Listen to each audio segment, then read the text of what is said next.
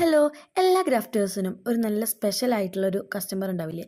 അങ്ങനെ എനിക്ക് കിട്ടിയ ഒരു കസ്റ്റമറാണ് അച്ചു എന്ന് പറഞ്ഞൊരു കുട്ടി. ആളെനിക്ക് തന്ന വർക്ക് എന്തെന്ന് വെച്ചാൽ ഒരു A3 ഫ്രെയിമിൽ ഒരു ഫാമിലി പിക്ക് വരയ്ക്കാനായിരുന്നു.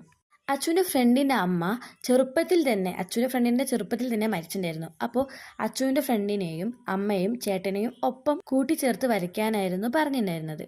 അങ്ങനെ 3 പേരുടെയും സെപ്പറേറ്റ് പിക്ക് അച്ചു എനിക്ക് അയച്ചു തന്നു. ഞാൻ അത് വരച്ചു കൊടുത്തു. സംഭവം അവരുടെ കൈമ കിട്ടിയിട്ട് അവർ അയച്ചു തന്നിട്ടുണ്ടായിരുന്ന വോയിസ് കേട്ടിട്ട് എനിക്ക് ഒരുപാട് സന്തോഷമായി.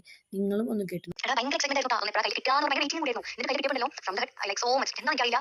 ഞാൻ കുറെ ആഗ്രഹിച്ചു കുറെ ഒത്തിരി ആഗ്രഹിച്ചു ഇങ്ങനെ ഈ 3 പേരും കൂടി കളിപ്പിക്കണമെന്ന്. അതിന്റെ റിയാലിറ്റിയിലേക്ക് കൊണ്ടുവന്നതിന് ഒത്തിരി താങ്ക് യു സോ മച്ച്. എനിക്ക് വേറെ എന്താ പറയുന്നറിയില്ല.